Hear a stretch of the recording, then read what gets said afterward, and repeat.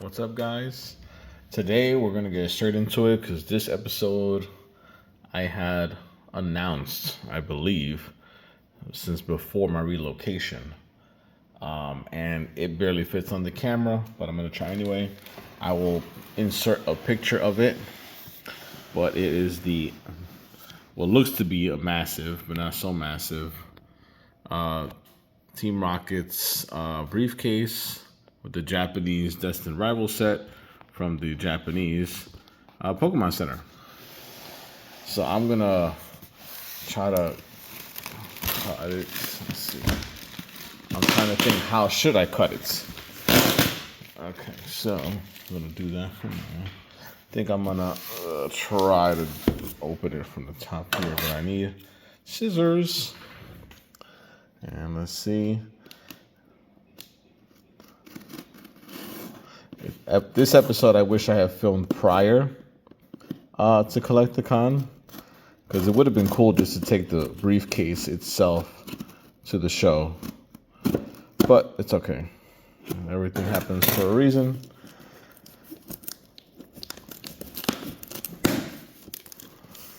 There we go.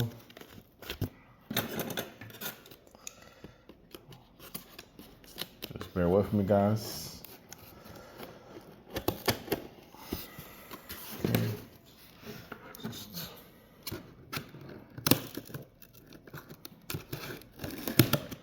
Okay. Trying to keep it on camera as much as possible, but again, this thing is pretty big. Okay, and a flap there for protection. We got styrofoam. Okay, so that's gonna take up, looks like, the majority of the space here, I think. I could be completely wrong. Okay, I'm not too wrong. It's nice styrofoam though. And okay, here we go. All right.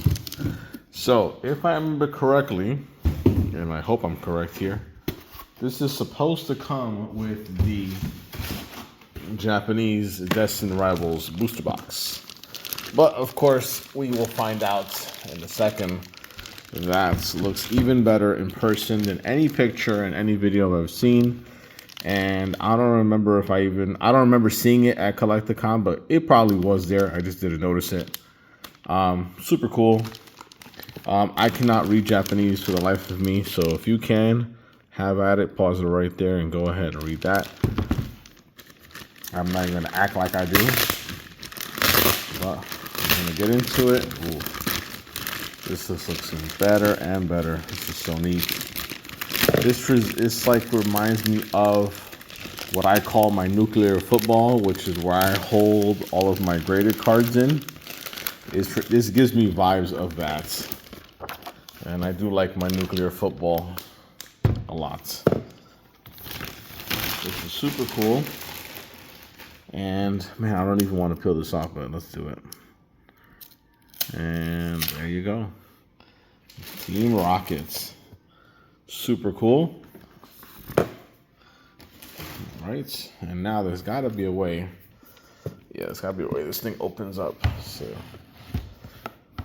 bear with me, guys. I can't even do this on camera because the space I'm currently in is so small. All right, I'm unhooking. Here we go. Indeed, there you see our booster box. Before this thing falls, this thing locks in place. Yes, this is neat. I would say, see this again, I don't watch other people's videos of them unboxing this. I barely saw Pokerevs, and I don't know what this is supposed to be for. The first thing that came to mind was like a cell phone, but no idea what this is supposed to be for. Got this awesome pocket thing.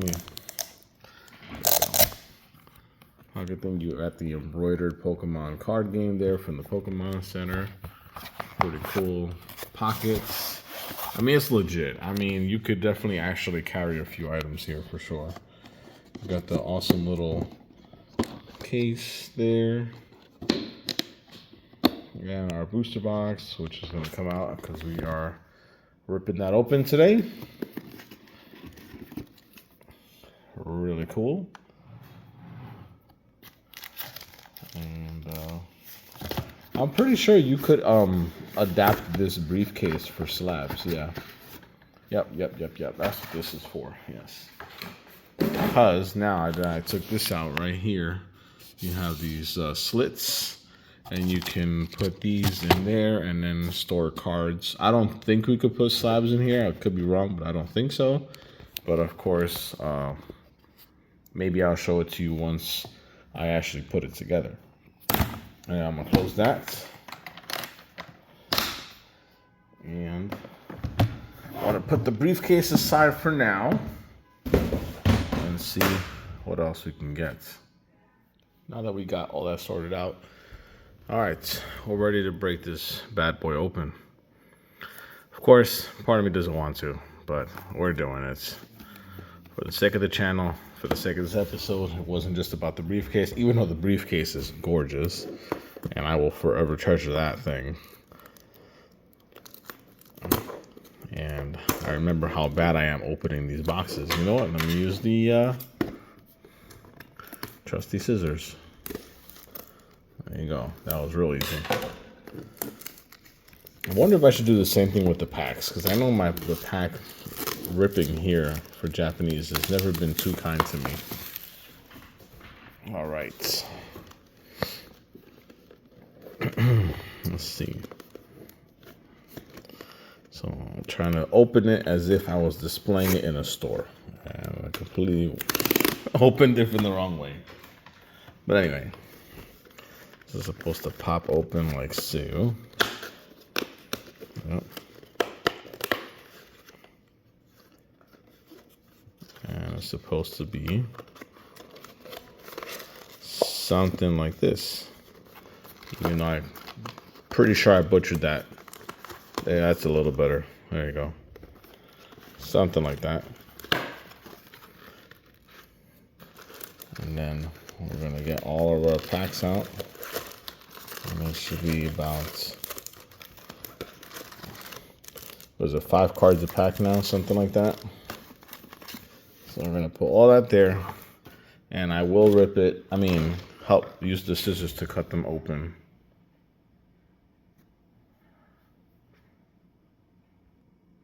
All right, so trying to make sure I don't cut the card itself. This has always terrified me as a collector, and I completely missed. Completely missed. All right, gotta cut below the crimp. That makes more sense. And there we go. All right, so don't even ask me if I know what these names are, because I don't know everybody. Like, that's obviously Barraskewda. The second one was Primate, but I don't know everybody off the top. Zapdos, obviously, because I know Gen 1. And there goes our 5 cards from the first pack.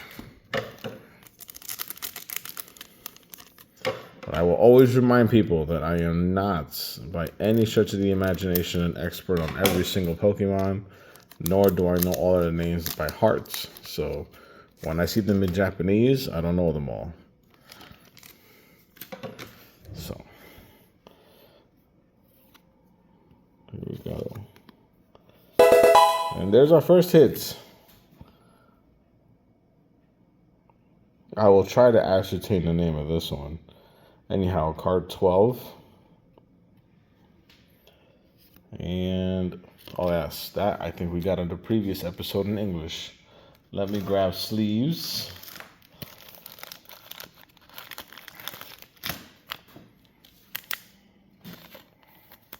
There we go. I gotta do one of those now, because I want to make sure I do not chop anything off that should not be chopped off. And hopefully, if I get one of the hits here, I'll obviously send it in to get graded. Nidoran, there you go, Growlithe, Porygon, and alright. Also, not even every pack has a holo. That's interesting too, okay. I thought every pack still had a holo, so no, they changed it up now. It's no longer a guarantee. Got it.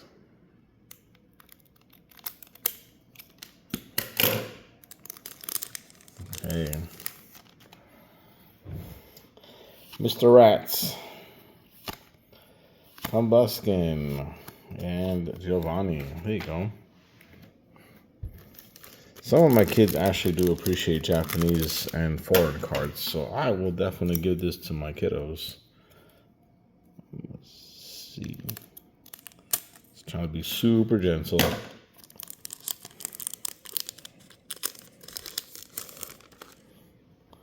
Roll Tom, Nidorina, Mankey, Hypno. There you go. There's a pack where I actually knew them all just by looking at them.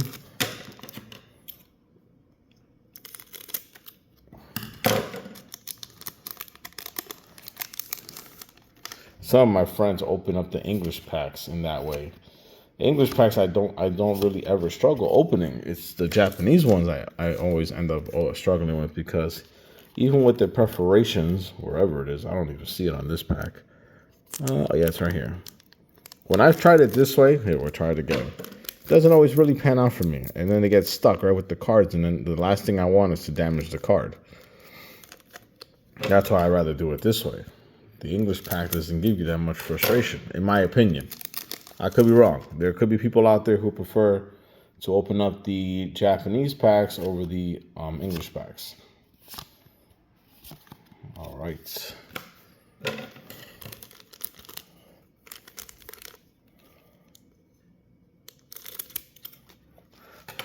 Getting a little more braver now with that. You know, that did happen once, though. I forget if it was a coworker of mine. Hey, Zapazenta. Another reason I know that one off the top of my head is because one of my friends bought Destined Rivals box from me, and he pulled the English version. That's the only reason I know this card already. Card 107. I'm assuming this is worth a little something. And Murkrow. So, what was I saying? There was one time, I don't remember if it was a coworker of mine or a friend or a student or something, who bought a box. I forgot what box, a pack, something. But they were opening a pack, and what they did was they cut too low, so they ended up cutting off the top of the cards, just like a hairline, like just like the tippy top, but you could see it. It was like clear as day. And I was like, that's exactly why I try not to use scissors. But in this case, I have changed it up. Houndoom. And this one I only know because it's Gen 2. That's cool. Awesome illustration rare, because I'm assuming this is illustration rare. That's a great card. And Nidoqueen. So we got 2 beautiful hits thus far. So I am very happy. Although I don't know if the Japanese packs are seeded compared to the Americans differently. I don't know if you're going to get more illustration rares compared to the English side. I'm not sure how that works. I don't know if there's a difference in the hit rate. There could be. If anybody knows, by all means, put that in the comments.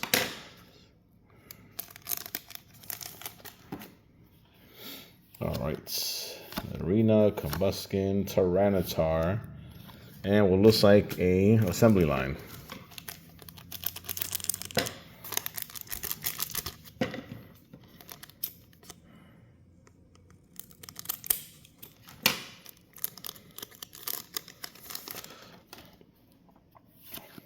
Ekans. Squawkabilly. I only know that one because I think I've pulled this so many times. I think that's the only reason I know him. All right.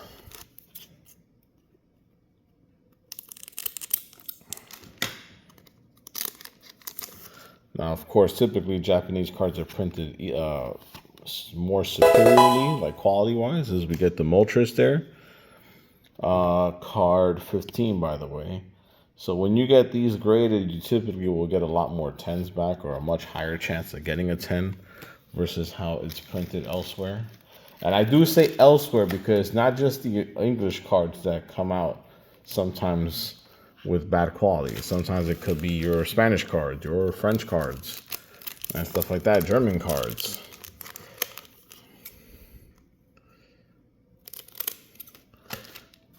And I'm pretty big on foreign cards because at least back for the vintage days, we have multiple languages of base set cards as an example. Articuno.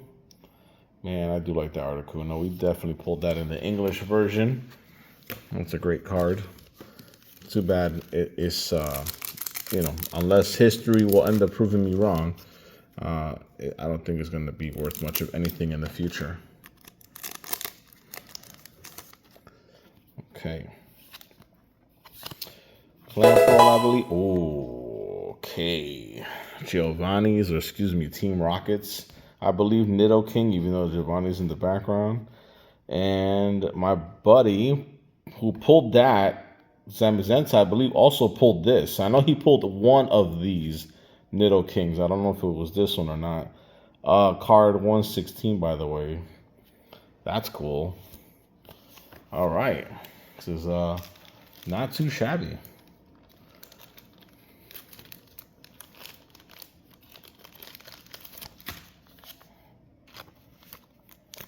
Very cool.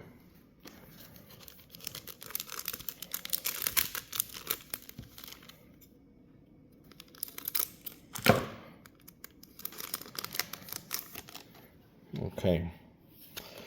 Kangaskhan. I think that's another Rotom. And if not, I'm going crazy. Pretty sure, but maybe I am going crazy. And if I am going crazy, then that's what I get for trying to guess who it was, without knowing them by heart, like I do all of first gen and most of second gen. So let's see, nothing going there. That looks like a lookout tower. That's what I would have called that trainer, lookout tower.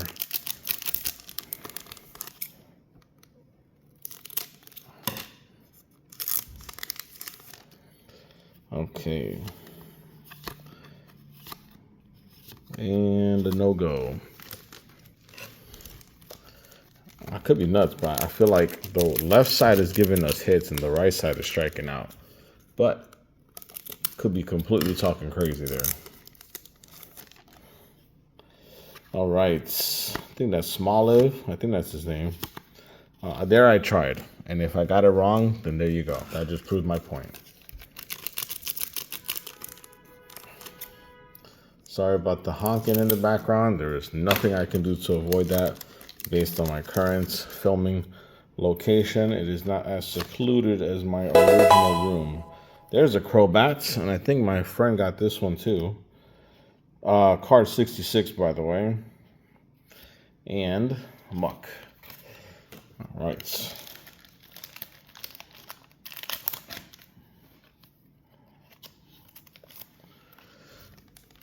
Oops. Nidoking fell down.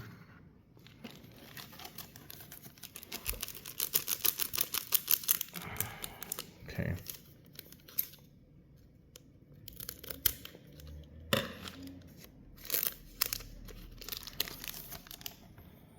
Larvitar. Clamperl. Is that Swallow, I think? Or is Swallow's the actual name of the real bird?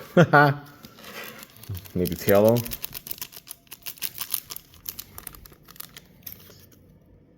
Because then I'll start getting them confused with the actual real-life animal's name.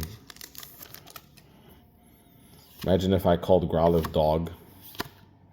Wobbuffets. There you go.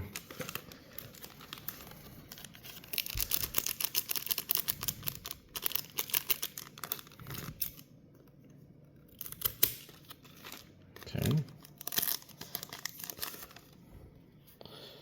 Let's see. Nidoran. And, nope, not even going to try. Again, I should know it by now. I've opened enough packs, but the new ones don't get me like the old ones did. So I'm just not, I guess maybe a good word to use is invested, not as invested as the first two generations. But otherwise, Gen 1, Gen 2 got me, but really, it's always been Gen 1. Speaking of, at least at the time of this recording, the Pokemon first movie is free to watch on YouTube, courtesy of Pokemon. And I just showed it to my daughter, and she liked the movie. So for those kiddos who've never watched it, maybe this is the perfect time to give it a shot, because completely free on YouTube. I do believe it's for a limited time, however, so definitely take advantage of it while it's there.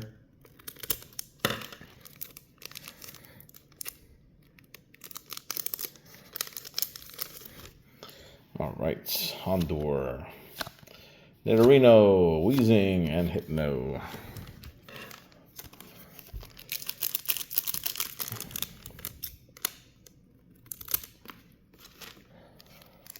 Okay. Porygon, Pineco, Zubat. Hey, all right, a Mewtwo. Not the big one, obviously, but Mewtwo nonetheless. Card 39. And a trainer. You get a sleeve. We're down to a handful of packs here.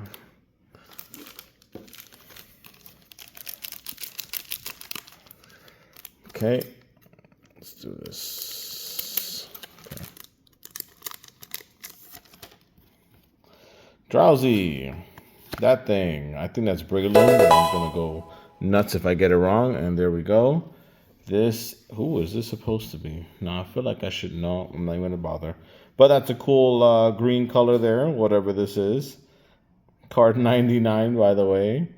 Pretty cool. So yet another illustration rare. At least in my book, it's an illustration rare. So that's neat.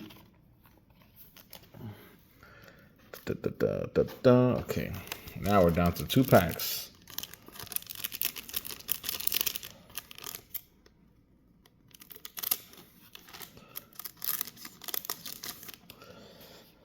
Okay, here we go. Torchic, and that's Blaziken. Yes, it is. And Pupitar. Now we're down to our last pack. Let's see what happens. From the briefcase. I think speaking of which, in case you're wondering, I think I spent around, I want to say around 400. And if not, I'll tell you the exact amount in the edit. But that'll do it, because I'm pretty sure I'm out of packs, because I got hits falling everywhere now. Make sure I didn't skip any packs here. No, nothing. Okay, good. All right, so now we're going to tally up our hits again. So I believe that the box had 20 packs, I think. 5 card to pack. Is it 20? I'm going to want to assume that it's 20 packs. So, but let's see. Anyway, okay. So here you go. Hit number 1. Hit number 2. Hit number 3. Hit number 4. Hit number 5. Hit number 6. Whoops. Hit number 7. Hit number 8. And yeah, number 8 was our last. So 8. If it was 20 packs, which I believe it was, that would be almost 50%. But other than that, we are done. And I'll just leave it off by putting the amazing briefcase in front. And I hope you guys enjoyed it. Please like, share, subscribe, and I'll catch you guys in the next one.